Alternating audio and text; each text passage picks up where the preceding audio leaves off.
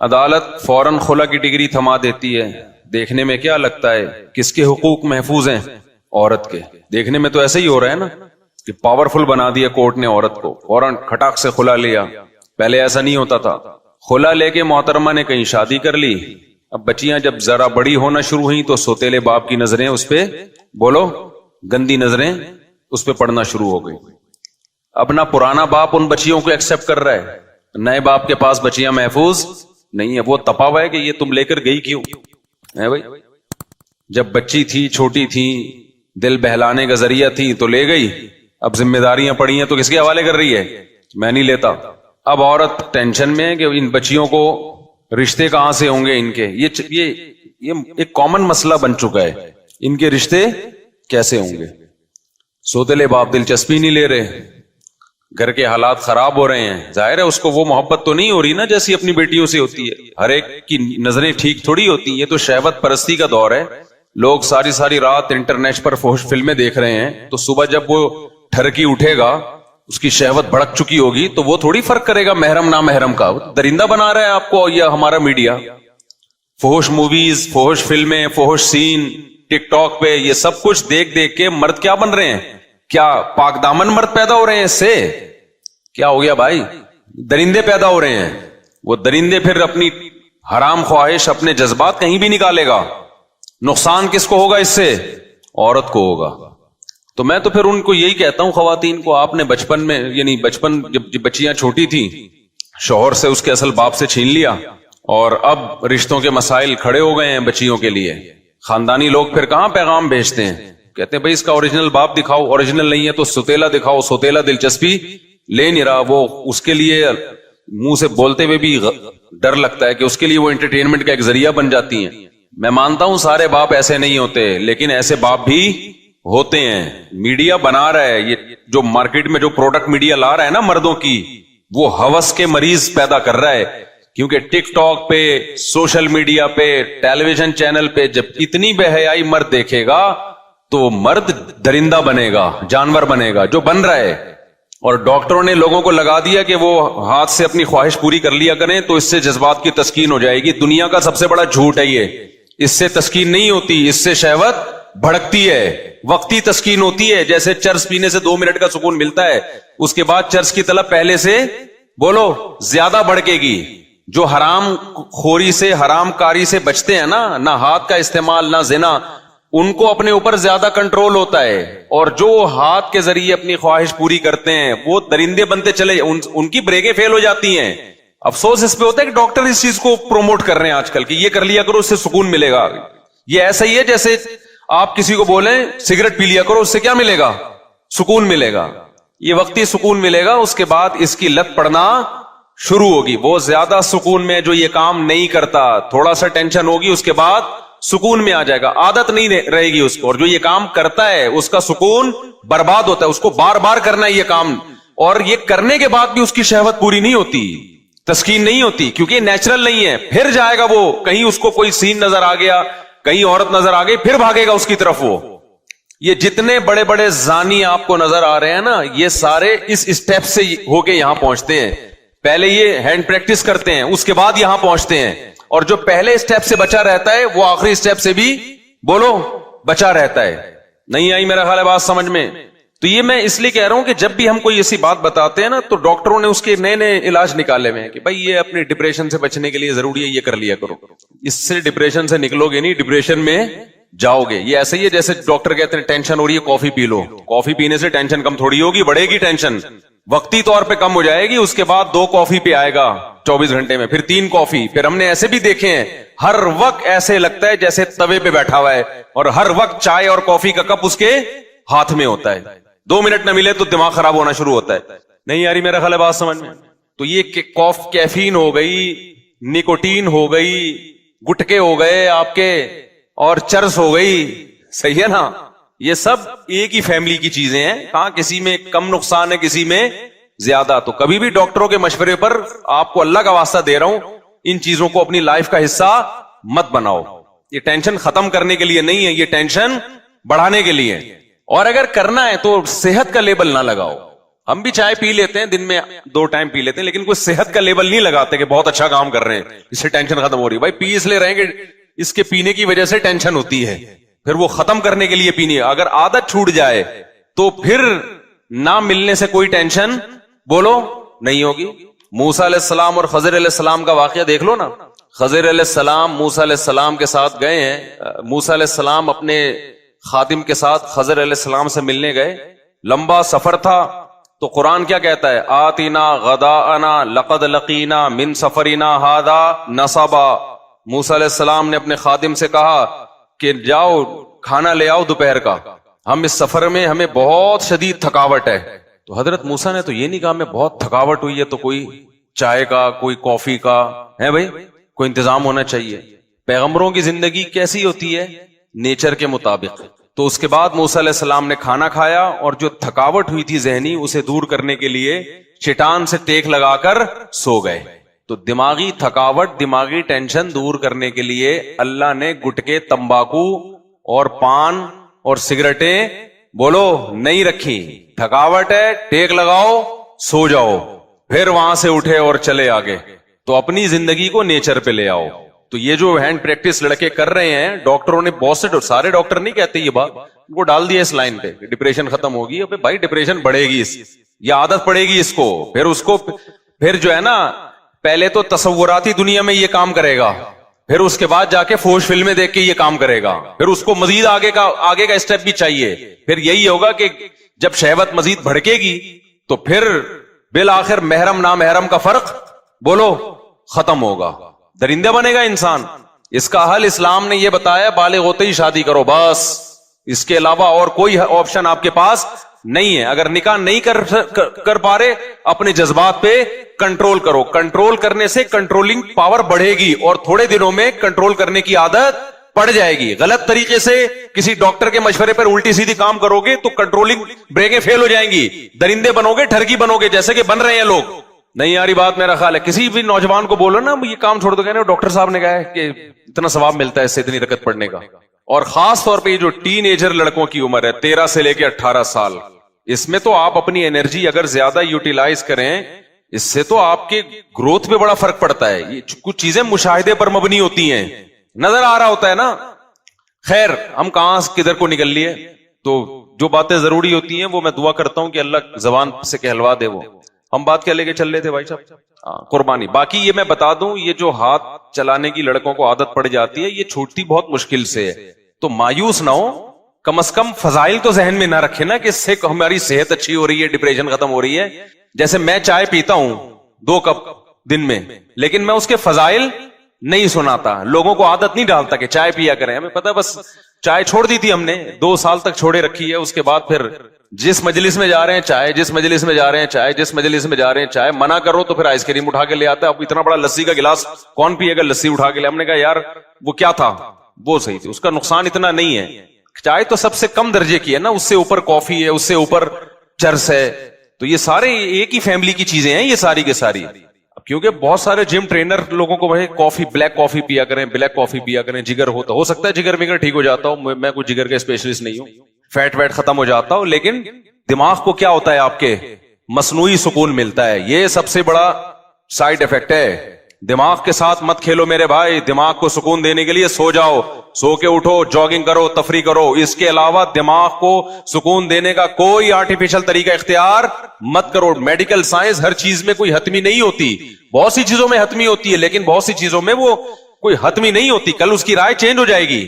ہمارے پاس پیغمبروں کی سیرت ہے. اللہ کہتا ہے میں نے سکون کے لیے کافی نہیں بنائی, میں نے سکون کے لیے رات بنائی ہے. رات کو جلدی سو جاؤ. وَمِنْ آيَاتِهِ مَنَامُكُمْ بِاللَّيْلِ وَالنَّهَارِ, اس کی نشانیوں میں سے رات کو آرام کرنا اور دن میں آرام کرنا. دن کا قیلولہ نبی صلی اللہ علیہ وسلم نے فرمایا قیلوا فإن الشیطان لا یقیل, دوپہر کھانے کے بعد آرام کرو, اس لیے کہ شیطان آرام نہیں کرتا. یہ دوپہر کی گہری نیند, یہ تھوڑی دیر کی نیند, اور رات کو جلدی سونا, گہری نیند رات کی. کتنی گہری نیند ہونی چاہیے؟ قرآن کہتا ہے وَجَعَلْنَا اللَّيْلَ لِبَاسًا, رات کو ہم نے لباس بنایا, ڈھانپ لے تمہیں. جیسے کمبل اوڑھ کے غائب نہ انسان, ایسے رات کا اندھیرا تمہیں کیا کر دے, غائب کر دے. وَجَعَلْنَا نَوْمَكُمْ سُبَاتًا, یہ تو بڑی بلیغ آیت ہے. نوم کو سبات بنایا, سب عربی میں کاٹنے کو کہتے ہیں. کیا زبردست آیت ہے دیکھو, اس میں میڈیکل سائنس کا بھی بڑا خاندانی اصول بیان ہو رہا ہے کہ نیند کیسی ہونی چاہیے. کافی پی کے نیند اچھی نہیں آئے گی, نیند کا کیا ہوگا, بولو, بیڑا غرق ہوگا. 6 کپ پی رہے ہیں جگر کی مضبوطی کے لیے. ہمارے گھر والوں کو کسی نے بول دیا کہ وہ, میں نے کہا وہ اللہ کا واسطہ, جس دن نہیں ملی کافی میری شامت آئے گی اس دن. یہی ہوگا نا, جس کو کافی پینے کی عادت ہو جائے, اس کو کافی نہیں ملے اس کو کچھ نہیں ہوتا. اس کے ساتھ رہنے والے کا بیڑا کیونکہ دماغی کام نہیں کر رہا ہوتا اس کو ٹینشن ہوگی. میں نے کہا ہمیں تو عادت نہیں ہے, تو میں نے منع کیا, میں نے کہا نہیں بھی کافی نہیں, ڈاکٹر سے بولو کچھ اور بتائے. تو اللہ میاں نے کیا کہا ہے, وَجَعَلْنَا نَوْمَكُمْ سُبَاتًا. میں مانتا ہوں کچھ فائدے ہوتے ہوں گے, میں کوئی ڈاکٹر تھوڑی ہوں, لیکن ہم کامن سینس کی باتیں جانتے ہیں, ٹھیک ہے نا. ہمیں اتنی بات معلوم ہے کہ نیچر کا کوئی آلٹرنیٹ نہیں ہے. یہ سب چیزیں بات کی ایجادات ہیں دماغ کو سکون دینے کے لیے, یہ کوئی نیچرل نہیں ہے. یقیناً اس کے کوئی ایسے سائیڈ افیکٹ ہوں گے جو ہو سکتا ہے ابھی سائنس نہ بتا رہی ہو, کل مطلع ہوں, کیونکہ دماغ سے کھیلا تو جا رہا ہے اس میں. تو پیئیں آپ, کافی پیئیں, منع نہیں کر رہے آپ کو, لیکن اس پہ صحت کے لیبل نہ لگائیں کہ یہ دل مضبوط ہوتا ہے اور جناب اس سے یہ ہوتا ہے وہ ہوتا ہے, پتہ نہیں کیا کیا ہو رہا ہوگا اس سے, آپ دماغ خراب ہوتا ہے اس سے. سب سے بڑی بات تو ہم یہ جانتے ہیں, اور سب سے زیادہ ویلیو کس چیز کی ہے, دماغ کی, کھوپڑی کی ویلیو ہے. باقی جگر وگر کے لیے اور بہت ساری چیزیں وہ کر لو. سمجھتے ہو کہ نہیں سمجھتے؟ تو پیئیں آپ, حلال ہے, ہم کوئی حرام ہونے کا فتویٰ نہیں دے رہے, لیکن اس پہ دیکھو اور بھی تو بہت سے الٹے کام ہم کر رہے ہیں نا. صبح پراٹھے پھوڑنا, کوئی صحت اچھی ہوتی ہے اس سے؟ کیا خیال ہے, کوئی اچھی ہوتی ہے صحت؟ پھوڑ رہے ہیں ہم, لیکن اس پہ صحت کا لیبل نہیں لگا رہے. ہم برگر کھا رہے ہیں, پیزے کھا رہے ہیں, کوئی صحت اچھی ہوتی ہے اس سے؟ لیکن صحت کا لیبل بھی نہیں لگا رہے, بس کھا رہے ہیں. کل میں گیا ہوں الحمدللہ, نہاری پھوڑی ہم نے جا کے, رات کے وقت 2 مغز ڈلوائے اس میں, کیونکہ دوپہر میں نے کھانا نہیں کھایا تھا, صبح پراٹھے پھوڑے ہوئے تھے, دوپہر کا کھانا نہیں تھا, رات کو ٹائٹ بھوک لگی, کہیں جانا بھی تھا, جامع رشید بھی جانا تھا. دوست کو فون کیا, چل بھائی طارق روڈ پہ نکلتے ہیں یار, نہاری پھوڑنے کا دل چاہ رہا ہے. گئے, 2 مغز ڈلوائے اس میں, روٹیاں کھائیں, کولڈ ڈرنک پی, اچھا کام کیا. لیکن یہ نہیں کہ پھر بیان دیا کہ آپ لوگ نہاری میں رات کے وقت 2 مغز ڈلوا کے کولڈ ڈرنک پیا کریں, اس سے سلم اسمارٹ ہو جائیں گے, کولیسٹرول کم ہو جائے گا. بھائی بس انٹرٹینمنٹ کی ایک چیز ہے, حلال ہے. اب صحت کا اتنا بھی سر پہ مسلط کرنا کہ انسان نلی نہاری سے محروم ہو جائے, لیبل نہیں لگایا, پھوڑ پھاڑ گئے آ گئے. تو آپ بھی پی لو کافی, لیکن خدا کا واسطہ اس پہ صحت کے اور دماغ کی طاقت اور وغیرہ وغیرہ کے لیبل مت لگائیں آپ. اور ہم نے بھی اگر نہاری ایک دفعہ پھوڑ دی تو اب یہ تو نہیں کہ روز پھوڑ رہے ہیں, وہ پھر ایکسرسائز وغیرہ کر کے اس کو مینج کر لیتا ہے آدمی. ایک دن پھوڑ پھاڑ دیا, اگلے دن ذرا جاگنگ زیادہ کر لی. سمجھ رہے ہو کہ نہیں سمجھ رہے؟ اور میرا نظریہ یہ ہے کہ انسان اپنی خوراک میں جو نیچرل چیزیں, مغز نہاری, نلی نہاری تو نیچرل ہے نا, وہ تو کوئی آرٹیفیشل چیز تو نہیں ہے نا. مغز اللہ کا بنایا ہوا, اس میں اونٹ کا گوشت ہوتا ہے, وہ کس کا بنایا ہوا؟ کولڈ ڈرنک اس میں ایک غلط چیز آ گئی ہے. تو اس کا پھر یہ ہے کہ آدمی ذرا ایکسرسائز کر لے, اس کو چل پھر لے, زیادہ اس کو مینج کر لے کسی طریقے سے. اب کیونکہ اتنا زیادہ پرہیز آج کل کیٹو ڈائٹ کے نام سے کچھ ڈاکٹر پرہیز بتا رہے ہیں, ان کی تحقیق ہوگی, میں ان کو غلط نہیں کہہ رہا, لیکن وہ خوراکیں کھا کے آدمی کہتا ہے پھر ایسی صحت کا ہم نے کرنا کیا ہے کہ ہر چیز سے انسان کیا ہو جائے, محروم ہو جائے. وہی بچوں والا لطیفہ یاد آتا ہے کہ وہ اسکول ٹیچر نے بچوں سے کہا کہ بچوں پرومس کرو کہ کبھی بھی سگریٹ نہیں پیو گے. بچوں نے کہا مس کبھی بھی نہیں پیئیں گے. بچوں پرومس کرو ہمیشہ ابو امی کا کہنا مانو گے. بچوں نے کہا کہنا مانیں گے. بچوں پرومس کرو گرلز کا پیچھا کبھی نہیں کرو گے. کہا نہیں کریں گے. بچوں پرومس کرو ملک کی خاطر جان دینی پڑی تو جان دے دیں گے. انہوں نے کہا دے دیں گے, کرنا کیا ایسی زندگی کا ہم نے, جب کچھ بچا ہی نہیں ہے اس میں, تو جان دینے کے علاوہ ہمارے پاس کوئی آپشن بچا ہی نہیں. تو میں آپ سے ہی کہتا ہوں کہ صحت تو ڈاکٹروں کی فیلڈ ہے, ان سے پوچھیں کیا کھانا ہے کیا نہیں کھانا, لیکن اتنا وہمی انسان بھی نہ ہو جائے کہ نیچرل چیزوں کو کیا کر دے, بالکل ہی اس کو چھوڑ چھاڑ کے بیٹھ جائے. تو اس کا یہ ہے کہ اس کو تمیز سے مینج کرتا رہے, پھر بھی مر جائے تو مر جائے, کیا کرنا ہے بھائی. کیونکہ ایسی خوراکیں مارکیٹ میں آ گئی ہیں نا, گھاس پھوس پتے کھا رہے ہیں لوگ بیٹھ کے. میں نے تو چائنیز کی خوراکیں دیکھی ہیں, 100 سال زندہ رہتے ہیں, کھاتے کیا ہیں, گھاس پھوس ہے اور پتے ہی نظر آئے ہمیں, کچھ تربوز کے کچھ چھلکے ولکے ٹائپ کی چیزیں. اب ہو سکتا ہے کوئی اور چیز ہو, ہمیں تربوز کا چھلکا لگ رہا ہو. تو میں نے دیکھا ہے چائنیز اور تھائی لینڈ کے لوگ نا یہ کھا رہے ہوتے ہیں تو 100 سال جیتے ہیں. تو ہم کہتے ہیں یار اس سے بہتر ہے پراٹھے کھا کے مر جائے آدمی, اتنا بھی کیا ہے. لیکن اس کا یہ ہے کہ آپ کھانے کا ڈسٹینس کیا کر دیں, بڑھا دیں. آپ کھائیں اچھا لیکن کم کھائیں نا تھوڑا سا. تو خیر یہ ڈاکٹروں سے پوچھیں بھائی کیا کھانا کیا نہیں کھانا. مجھے تو وہ کافی کی بات ابھی آ گئی, کیونکہ لوگ پہلے ہی غصے کے مریض بنے ہوئے ہیں, ڈپریشن کے مریض بنے ہوئے ہیں. ایسی چیزیں پی پی کے ان کی ڈپریشن کم نہیں ہوتی, بلکہ بولو بڑھ جاتی ہے, یہ کم نہیں کرتی ہیں. تو نیچرل, میں قرآن کی آیت بتا رہا تھا, قرآن میں اللہ نے کیا کہا ہے, وَجَعَلْنَا نَوْمَكُمْ سُبَاتًا. میں آپ کو ٹینشن ڈپریشن سے بچنے کی اصل چیز بتا رہا ہوں. قرآن کیا کہتا ہے؟ قرآن نے کافی چائے کا تذکرہ نہیں کیا. قرآن نے کیا کہا ہے, ہم نے رات بنائی لتسکنو, تاکہ تمہیں کیا ملے, سکون. دماغ کو کیا ملے, فریش ہو جائے دماغ. سکون ملتا ہے تو فریش ہوتا ہے نا. لیکن وہ کون سی رات, وہ یہ والی راتیں نہیں ہیں جو آج ہماری راتیں گزر رہی ہیں. پوری رات موبائل پہ, پوری رات آپ فون پہ گپے مار رہے ہیں. اس رات کو اللہ نے سکون کے لیے نہیں بنایا. وہ رات بنائی ہے جس کے بارے میں قرآن کہتا ہے وَجَعَلْنَا نَوْمَكُمْ سُبَاتًا. 30ویں پارے کا پہلا رکوع. سب عربی میں کسے کہتے ہیں, کاٹنے کو. اللہ کہتے ہیں ہم نے تمہاری نیند کو کاٹنے کا ذریعہ بنایا. کینچی ہے یہ نیند. کیا مطلب کاٹنے کا؟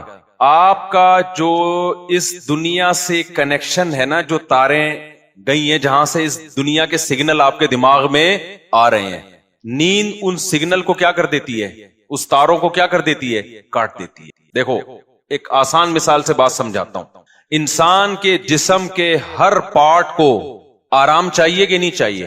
بولو, آرام کسے کہتے ہیں؟ آپ کی باڈی کا جو پارٹ کسی کام میں مشغول ہو تو کچھ وقت کے لیے اس سے وہ کام چھڑا دیا جائے, اس کو ریسٹ کہتے ہیں. اٹ از کالڈ, بولو نا, ریسٹ. مثال کے طور پر میں بول رہا ہوں, اب میرے گلے کا کام ہے بولنا. بولتے اگر میں کبھی خاموش ہی نہ ہوں تو مجھے گلے کو آرام دینے کے لیے کچھ وقت کے لیے کیا کرنا پڑے گا, خاموش رہنا پڑے گا. ایسا ہی ہے نا. تو گلے سے کام تھا بولنا, اس کا ریسٹ کیا ہے, اس سے بولنا آپ چھڑوا دیں تو کچھ وقت کے لیے سکون میں آ جائے گا, وہ دوبارہ بولنے کے قابل ہو جائے گا. کان کا کام کیا ہے, سننا. ہر وقت سنتے آدمی کہتا ہے بند کر یار اس کو, تھک جاتا ہے نا کان, کہ یار تھوڑی دیر سکون کا ماحول چاہیے, کچھ نہیں سننا ہم نے. ٹانگوں کا کام کیا ہے, ابے بولو نا, چلنا. چلتے ایک وقت آتا ہے آپ کہتے ہیں یار بیٹھ جاؤ یار, کچھ دیر ریسٹ کر لو, لیٹ جاؤ, کچھ آرام دے دو. تو ٹانگوں سے چلنا چھڑوا دینا, یہ ٹانگوں کا ریسٹ ہے. ایسے ہے یا نہیں ہے؟ جم میں آپ جاتے ہو, وزن اٹھا رہے ہو, 3 سیٹ لگا لیے, 4 سیٹ لگا لیے, اب نہیں اٹھا جا رہا تو آپ کا ٹرینر آپ کو کیا کہے گا, بھائی اب بازو کو تھوڑی دیر کیا دے دے, ریسٹ دے دے. جو کام میں مشغول تھا اس سے وہ کام چھڑوا دے. اب دیکھو یہ سارے کام جو ہماری باڈی کر رہی ہوتی ہے, ان کو چھوڑنے کا آرڈر دماغ دیتا ہے. دماغ کہتا ہے چلنا بند کر دو, دماغ کہتا ہے سننا بند کر دو, دماغ کہتا ہے بولنا بند کر دو. دماغ کا اپنا کام کیا ہے, دماغ کا ریسٹ کیسے ہوگا؟ دماغ کا کام ہے سوچنا. کیا خیال ہے بھائی؟ اگر آپ لوگ سوچ رہے ہو تو سمجھ میں آئے گا کہ دماغ کا کیا کام ہے, سوچنا. مجھے آپ بتاؤ دنیا میں کوئی مائی کا لال ایسا پیدا ہوا ہے جو دماغ کو کہہ کے سوچنا بند کر دے؟ دماغ کو آرڈر کون دے گا؟ ہائے ہائے ہائے, آپ چل رہے ہو, ٹانگوں کو کون آرڈر دے گا کہ رک جاؤ؟ اتنا تو میرا خیال ہے جنرل نالج کا سوال ہے, یہ تو کوئی معاشرتی علوم کا سوال نہیں پوچھا میں نے. ٹانگوں کو کون آرڈر دیتا ہے کہ رک جاؤ؟ دماغ آرڈر دیتا ہے, تبھی ہم بریک لگا لیتے ہیں.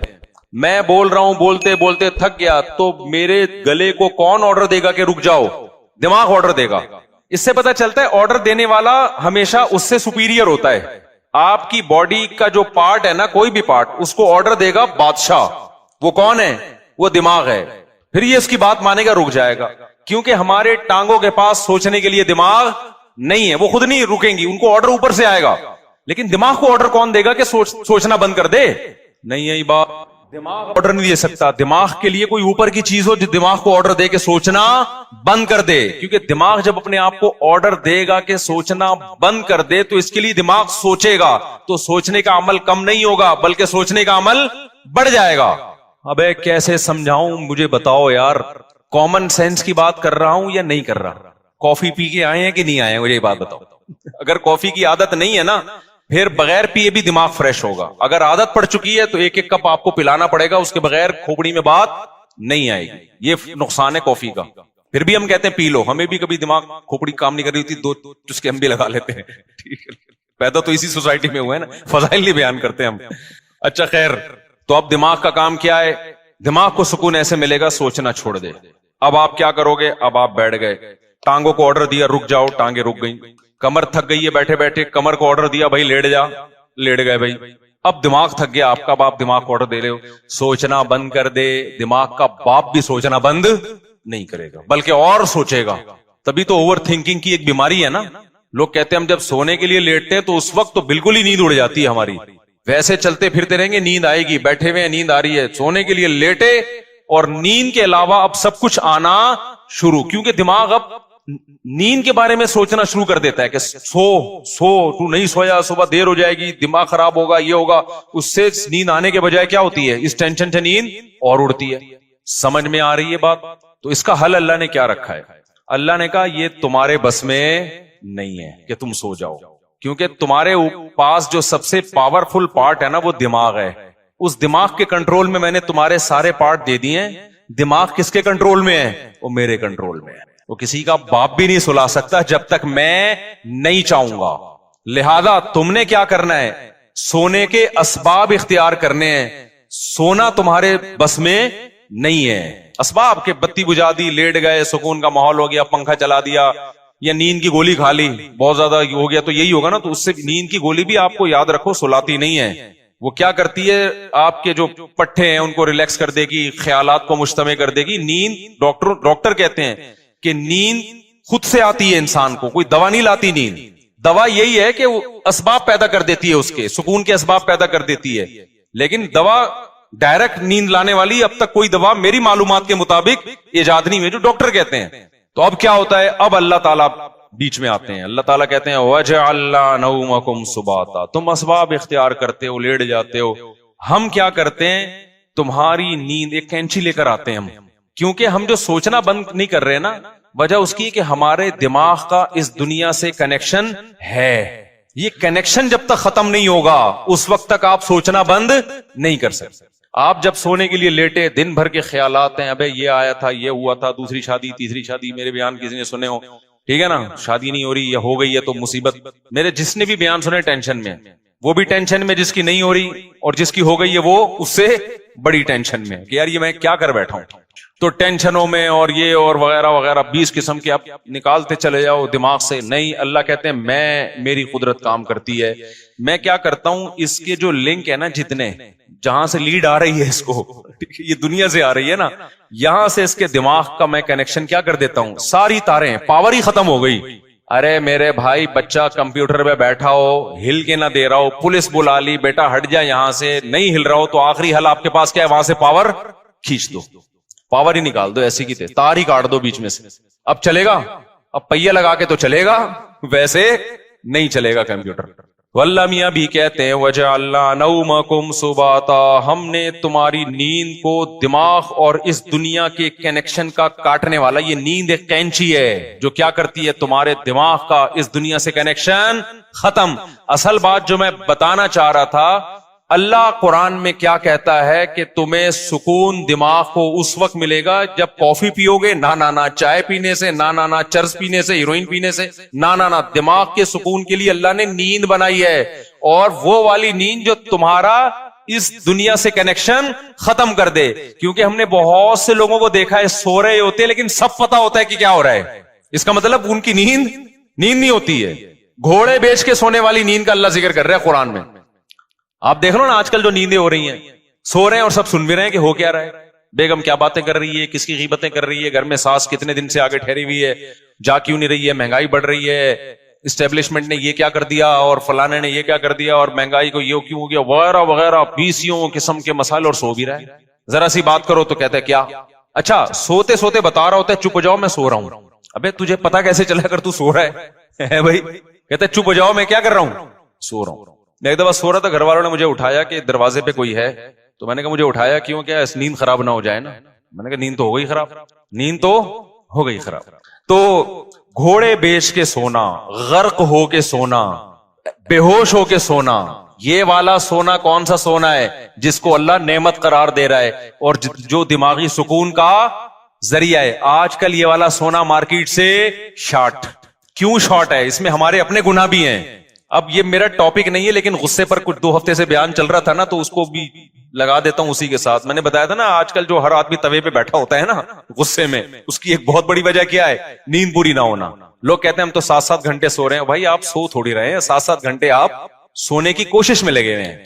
اس میں کبھی دیکھو 3 کیفیتیں ہوتی ہیں, ایک انسان اس دنیا میں ہوتا ہے اور ایک بالکل قبر میں ہوتا ہے موت کے بعد، ایک بیچ کی کیفیت بھی ہوتی ہے، کچھ برزخ کی چیزیں دیکھ رہا ہوتا ہے اور کچھ اس دنیا کی چیزیں. قرآن سے پتہ چلتا ہے یہ ایک بیچ کی کیفیت ہوتی ہے جس میں کچھ یہاں کچھ وہاں. بالکل نیند میں بھی ایسا ہی ہے. اللہ نے نیند کو موت سے تشبیہ دی ہے. نیند میں بھی ایسا ہی ہے، یا تو آپ پورے جاگے ہوئے ہیں جیسے بھی بیٹھے ہوئے ہیں، یا آپ پورے سو رہے ہوتے ہیں، آپ کا اس دنیا سے کوئی رابطہ نہیں ہوتا، کچھ پتہ ہی نہیں ہوتا کون رو رہا ہے کون ہنس رہا ہے، سردی ہے گرمی ہے خزاں ہے طوفان آ رہا ہے نہیں آ رہا. اور ایک بیچ کی کیفیت ہوتی ہے جس میں آدھے آدھے خواب بھی دیکھ رہے ہیں اور آدھے آدھے جاگ بھی رہے ہیں. اس والی نیند سے میرے بھائی سکون نہیں ملتا. تو یہ جو گہری نیند ہے نا، اس کے لیے کچھ کام کرنے پڑتے ہیں جو آج کل مارکیٹ سے شارٹ چل رہے ہیں، اور شریعت پہ عمل کر نہیں سکتے جب تک گہری نیند لیتے نہیں ہو، کیونکہ اسلام میں اخلاق کی بہت زیادہ ویلیو ہے. نبی صلی اللہ علیہ وسلم نے فرمایا انسان اچھے اخلاق کے ذریعے تہجد پڑھنے والے اور کثرت سے روزے رکھنے والوں کے مقام تک پہنچ سکتا ہے. یعنی اس کی زندگی میں تہجد بھی نہیں ہے اور روزے بھی نہیں ہیں، لیکن اخلاق کا اتنا اچھا ہے تو اللہ اس کو کس کے ساتھ حشر کریں گے؟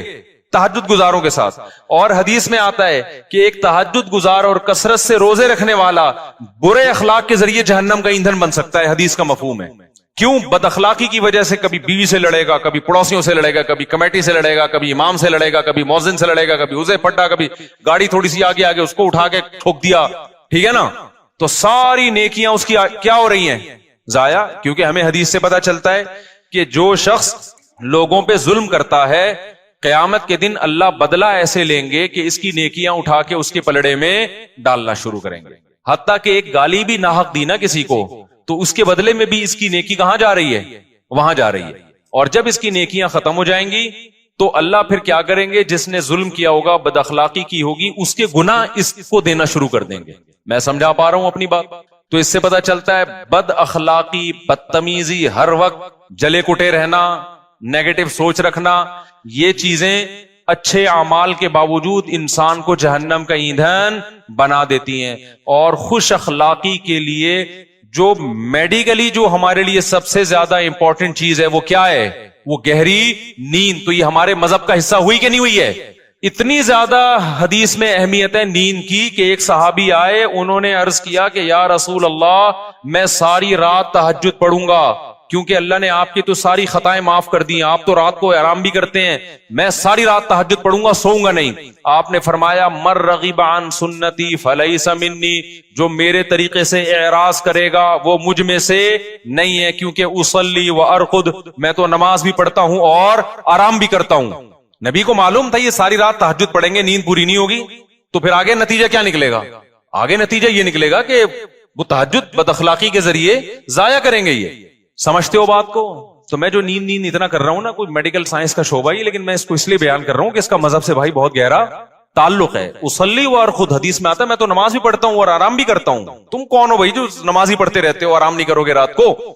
اور ہمارے نبی صلی اللہ علیہ وسلم کی نیند گہری تھی، اتنی گہری تھی کہ آپ صلی اللہ علیہ وسلم کے ہلکے سے خراٹے کی آواز بھی آتی تھی. جب انسان بہت تھک کے سوتا ہے اور گہری نیند سوتا ہے تو جن کو خراٹوں کی بیماری نہیں بھی ہے ان کے ہلکا ہلکا تیز سانس کی آواز آتی ہے. تو ہمارے نبی صلی اللہ علیہ وسلم بھی جب سوتے تھے آرام کرتے تھے تو آپ سے معمولی خراٹوں کی آواز آیا کرتی تھی. یہ اس کی علامت تھی کہ آپ صلی اللہ علیہ وسلم کی نیند ہلکی نہیں تھی بلکہ گہری نیند تھی. سمجھتا نہیں ہے نا بات کو؟ اب گہری نیند کے لیے پھر وہ ٹپس ہیں، وہ پھر وہ ڈاکٹروں سے پوچھیں. آپ اس ڈاکٹر سے پوچھیں خود سو رہا ہو ٹائم پہ، کیونکہ ڈاکٹر خود 3-4 بجے کلینک بند کر کے آ رہے ہوتے. سمجھ رہے ہو نا؟ تو لیکن اس میں چند چیزیں، ورزش کرے انسان، یہ چائے کافی وافی ان چیزوں سے اپنے آپ کو اس عذاب سے جان چھڑائے. بہت ہی کچھ شوق ہے تو چائے پی لو، وہ بھی دن میں 2 کپ بہت زیادہ ہے، لیکن ثواب سمجھ کے وہ بھی نہ کرو. اور رات کو انسان جلدی رات کو موبائل بند کر کے رکھ دے لاکر میں. موبائل جو ہے نا یہ رات کو دیکھو ہی نہیں، یہ بہت بڑی تباہی ہے. سو جاؤ رات کو، صبح 2 بجے 3 بجے اڑ جاؤ، اس کے بعد نماز پڑھو، تلاوت کرو، اللہ سے دعا مانگو، پھر موبائل دیکھ لو بیٹھ کے. بھائی کوئی مفید چیز اگر آپ نے دیکھنی ہے، کوئی جنرل نالج کی چیز دیکھنی ہے، کسی کا ولاگ دیکھنا ہے کہ میں بیت الخلاء میں بیٹھا ہوا ہوں کیسا لگ رہا ہوں، ٹھیک ہے نا، اس طرح بھی ولاگ بھی ایسے آ رہے ہیں کہ بس جو اٹرم پٹرم اٹھا کے ڈال دو. بس میں جا رہا ہوں، میں نانی کے جا رہا ہوں، میں خالہ کے جا رہا ہوں، میں پھپھو کے جا رہا ہوں. تو جا رہا ہے بھائی، تو ساری دنیا جاتی ہے، تو پہلی دفعہ تھوڑی جا رہا ہے. چلو کوئی دوسرے ملک میں جا کے ولاگ بنا رہا ہے, آپ نے وہ ملک دیکھا نہیں ہے, تو آپ کا یار بغیر ٹکٹ ویزے کے کنٹری دیکھنے کو مل رہا ہے, پھر بھی سمجھ میں آتا ہے. لیکن ایسے ایسے ولاگرز آ رہے ہیں, ان پہ تو مجھے تعجب اس لیے نہیں ہوتا کہ ان کو پیسہ مل رہا ہے نا, تعجب تو آپ پہ ہوتا ہے کہ یار آپ کے پاس اتنا ٹائم کہاں سے آ گیا.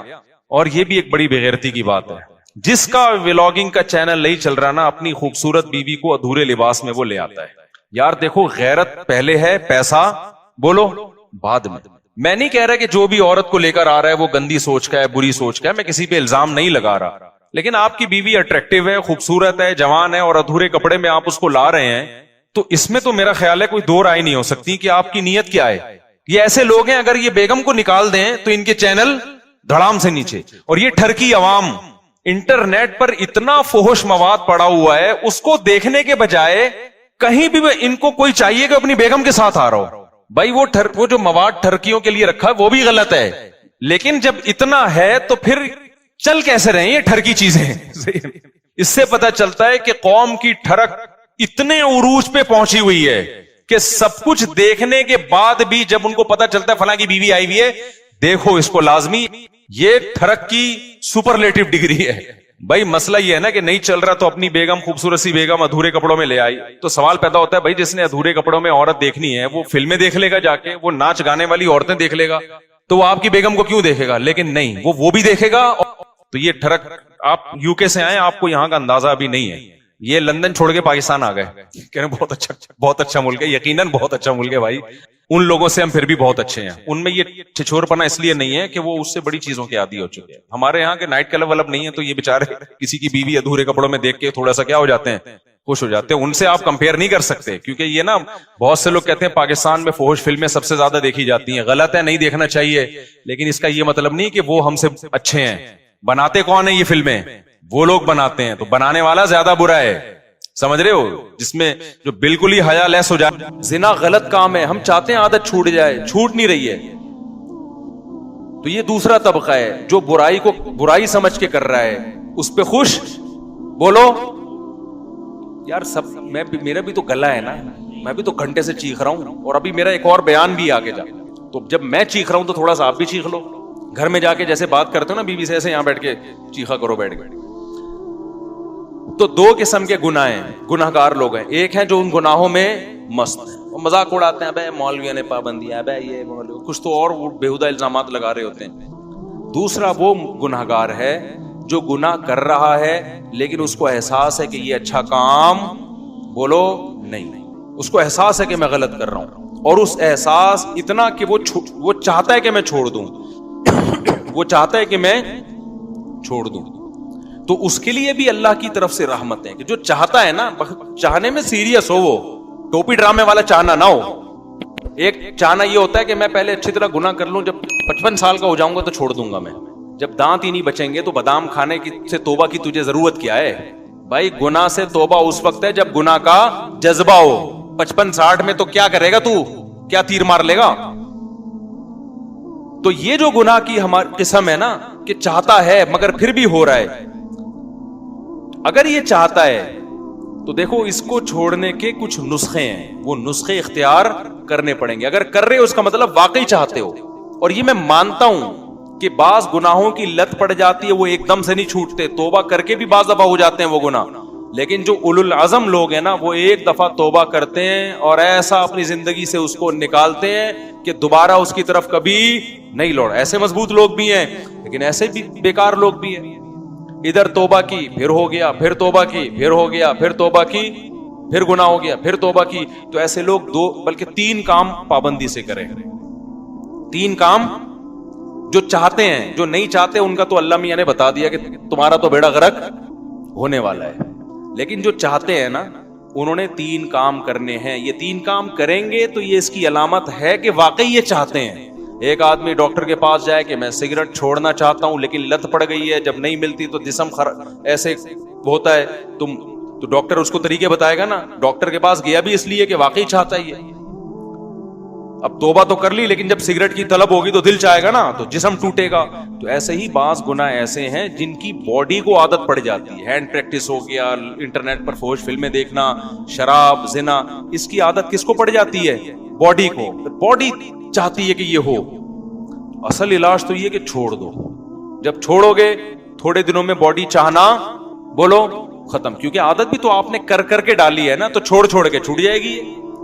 لیکن اگر پھر بھی ہو رہا ہے گناہ تو 3 کام پابندی سے کرو اگر گناہوں کی لت پڑ گئی ہے. پہلا کام کیا کرنا ہے, جب بھی ہو جائے توبہ لازمی کرنی ہے, اس پہ اطمینان کر کے بیٹھ نہیں جانا کہ اب ہو گیا تو چلو یار اب تو ہو گیا, اب ایسا ہے کہ 25-30 مرتبہ اور کر لیں تو پھر دیکھیں گے کیا کرنا ہے ہمیں.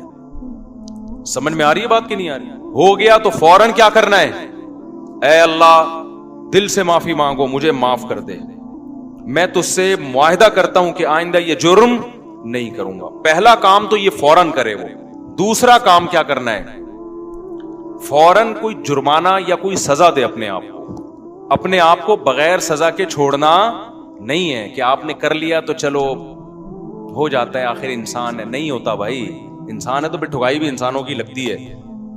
اپنے آپ کو کیا دینی ہے, ایسی سزا دینی ہے کہ دوبارہ گناہ ہوتے ہوئے انسان کو وہ سزا کا تصور آئے کہ بیٹا یہ گناہ فری کا نہیں ہے, اس کی تجھے بھاری قیمت دینی پڑے گی. وہ سزا ہر ایک کے لحاظ سے مختلف ہوتی ہے. جرمانہ بھی ہو سکتا ہے, روزہ بھی ہو سکتا ہے, نفلی نمازوں کی پابندی بھی, ہر وہ کام جس میں دل کو تکلیف ہو. وہ سزا نہ اتنی بھاری ہو کہ دی نہ جائے اپنے آپ کو, نہ اتنی ہلکی ہو کہ اس سے آپ کو تنبیہ ہی نہ ہو. بات آ رہی ہے سمجھ میں کہ نہیں آ رہی؟ بعض لوگوں کے لیے ایک روزہ رکھنا بھی بہت مشکل ہے, تو وہ سزا میں ایک روزہ ہی رکھ لیں کہ جب گناہ ہوگا اگلے دن ایک روزہ لازمی رکھنا ہے. اور بعض لوگوں کے لیے 10 روزے رکھنا بھی کوئی مشکل, بولو نا, تو 10 روزے سزا میں رکھیں. بعض لوگوں کے لیے گناہ کے بعد 1 لاکھ روپے صدقہ کرنا بھی کوئی مشکل نہیں ہے, کروڑوں کی آمدن ہے. بعض لوگوں کے لیے 100 روپے صدقہ کرنا بھی کیا ہے, مشکل ہے, تو وہ 100 روپے رکھ لیں. لیکن سزا کے بغیر اپنے آپ کو چھوڑنا نہیں ہے. یہ کتنے کام ہو گئے؟ 2. اس کو میں مزید تھوڑا سا ڈیٹیل سے بتاتا ہوں. تیسرا کام ہے دعا.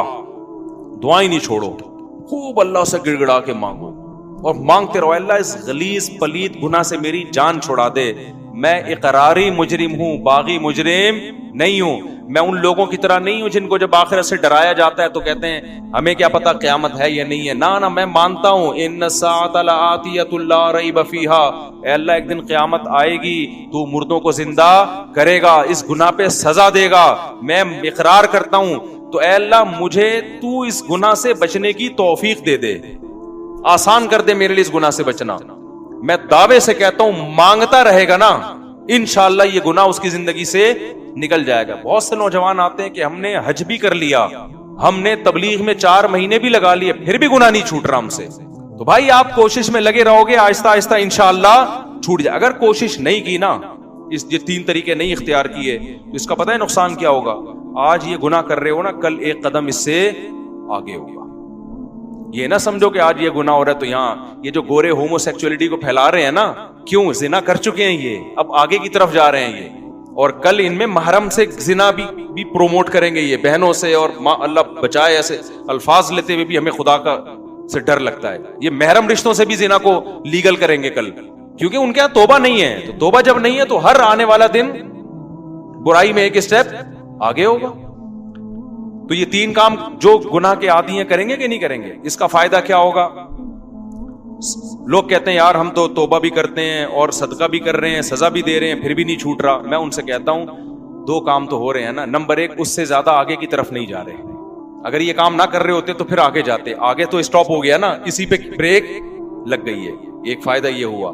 نمبر 2, دوسرا فائدہ یہ ہوا کہ اس گناہ کی وجہ سے جہاں برائیوں کے پلڑے میں برائی آئی ہے, تو وہ جو سزا کے طور پر صدقہ کر رہے ہو یا روزہ رکھ رہے ہو, تو ایک پلڑے میں نیکی بھی تو آ گئی نا. ابے کیا ہو گیا بھائی, جو خدا گناہ پہ سزا دیتا ہے وہ نیکیوں پہ جزا بھی تو دیتا ہے نا. تو وہ روزہ ضائع تھوڑی کرے گا تمہارا کہ جی چونکہ اس نے گناہ کر کے روزہ رکھا ہے تو روزہ گیا. نہ جب وہ گناہ پہ سزا دے گا تو آپ اللہ سے کہو گے قیامت کے دن, اللہ جہاں میری ٹھکائی لگ رہی ہے تو وہ روزے کہاں گئے, اس کا بدلہ بھی تو چاہیے مجھے. تو نیکی پہ تو 10 ملتے ہیں اور گناہ پہ 1 ملتا ہے. میں سمجھا پا رہا ہوں یا کسی جیپنیز کو بلاؤں سمجھانے کے لیے؟ تو اس کا پہلا فائدہ کیا ہوگا, آگے مزید آگے جانے سے جو فحش فلمیں دیکھ رہا ہے, اگر وہ فلمیں دیکھ, اللہ نہ کرے کوئی دیکھنا اچھا کام نہیں ہے, عادت نہیں چھوٹ رہی, لیکن وہ جب دیکھے کچھ سزا دے تو زنا سے تو کم از کم بچے گا نا, وہ مزید آگے نہیں جائے گا, کیونکہ وہ یہاں ہی بیریئر لگا رہا ہے. ایک فائدہ یہ. دوسرا فائدہ کیا, جہاں گناہ ترازو میں وہیں نیکی بھی آ گئی ترازو میں. تیسرا فائدہ کیا ہوگا, یہ تعداد بڑھے گی نہیں. جیسے جو برائی کرتے ہیں نا, وہ پھر کرتے کرتے کرتے بہت زیادہ شروع کر دیتے ہیں. جب سزا دو گے تو وہ برائی بھی ایک لمٹ میں ہو جائے گی, اس سے زیادہ تعداد میں کوالٹی وائز بھی نہیں بڑھے گی اور کوانٹٹی کے لحاظ سے بھی نہیں بڑھے گی. تو یہ فائدے بھی تو کوئی کم نہیں ہے نا. لیکن آپ نے صرف ان فائدوں کو فوکس نہیں کرنا, فوکس اس کو کرنا ہے کہ اس کو ہم نے اپنی زندگی سے ختم کرنا ہے, ایسی کی تیسی عزم کرنا ہے. بھائی آج نہیں کل چھوٹ جائے گا, کل نہیں پرسوں چھوٹ جائے گا. لیکن شیطان مایوس کراتا ہے, شیطان کہتا ہے تیرے بس کا کام نہیں ہے, تو نے صدقے بھی دے لیے, تو نے توبہ بھی کر لی, پھر بھی ہو جاتا ہے چھوڑ یار بس. نا نا نا نا نا نا نا بھائی, جس دن آپ نے کہہ دیا نا بس میں اب اس پہ راضی ہوں, تو اللہ کہے گا اس کا مطلب تو جہنم میں جانے پہ راضی ہے. اگر لڑتے لڑتے زندگی گزر گئی نا, بخشش کے پھر بھی چانس ہیں. اللہ کہے گا لگا ہوا تھا کوشش میں, تو چل جو تو نے کیا وہ تو نے کیا, کچھ میں بھی تو غریبی لگاؤں گا نا. سمجھ میں نہیں آ رہی بات؟ آپ بھی اللہ سے دعائیں مانگو, اے اللہ میں چھوڑنے کی کوشش کر رہا ہوں, چھڑوا دے. یہ نہیں کہنا کہ اللہ یہ برائی ایسے ہی بھی رہے تو بھی جنت میں بھیج دینا, یہ پھر غلط ہو جائے. کوشش میں لگا ہوا ہوں, تو مجھ سے یہ چھڑوا دے. تو لڑتے لڑتے بھی زندگی گزر گئی, کچھ غریبی اللہ بھی تو لگائے گا نا بھائی, کچھ اللہ بھی تو رحیم ہے نا, اللہ بھی تو کریم ہے. لیکن اگر کمپرومائز کر کے بیٹھ گئے نا بھائی, ہم سے نہیں چھوٹ رہا, اللہ کہتے جب تجھ سے نہیں چھوٹ رہا تو ہم سے بھی تجھے جنت میں بھیجا نہیں جا رہا. جب تو راضی ہے تو پھر ہم بھی راضی ہیں. انلزمکموہا, اللہ کہتے ہیں ہم تجھ پہ ہدایت تھوپ دیں, وانتم لہا کارہون, اور تو چاہتا نہ ہو, یہ نہیں ہو سکتا. سمجھتے ہو کہ نہیں سمجھتے؟ تو اللہ اس گدے گھوڑوں والی زندگی سے ہماری بھنگیوں چماروں والی زندگی, یہ لفظ یاد رہے گا. جب بھی کوئی دوست آ کے بولا کرے نا, گرل فرینڈ بولا یار کام بھنگیوں چماروں والے کر رہا ہے, یار کام کون سے کر رہا ہے؟ بھنگیوں چماروں والے. اور جو کوئی شادی کیا کرے بولو پیغمبروں والا کام کیا ہے. دوسری شادی کی ہے, کیا کیا ہے؟ پیغمبروں. تیسری شادی پیغمبروں والا. چوتھی بھی کی ہے, بولو سلیمان علیہ السلام والا کام کر لیا تو نے تو. لیکن پھر آگے حقوق بھی ہیں, کیونکہ بہت سے لوگ شادیاں کر کر کے دائیں بائیں کر رہے ہیں سارے معاملہ, تو حقوق بھی ہیں آگے. تو حقوق تو ادا کرنے کی نیت ہی سے کرتا ہے نا آدمی جو نکاح کرے گا. پھر بھی بہت سے لوگ ہیں حقوق ادا نہیں کرتے, تو بھائی میں اس کا ذمہ دار نہیں, وہ میرے سے پوچھ کے ظلم نہیں کر رہے, وہ خود ہی کر رہے ہیں. تو اللہ ان سے قیامت کے دن پوچھ لے گا. نبی نے فرمایا جس کی 2 بیویاں تھیں, عدل نہیں کیا, آدھا دھڑ اس کا فالج زدہ ہوگا قیامت کے دن. تو حلال کو فروغ دو یار, سوسائٹی میں پھیلاؤ, ایسی کی تیسی کرو. نوجوان آدمی تو, نوجوان میں تو یہ صلاحیت ہوتی ہے, اس کو کہیں بم رکھنے کا کہہ دو, بم رکھ کے آ جائے گا. یہ جتنے بم دھماکے ہوئے ہیں یہ سارے نوجوانوں نے تو کیے نا.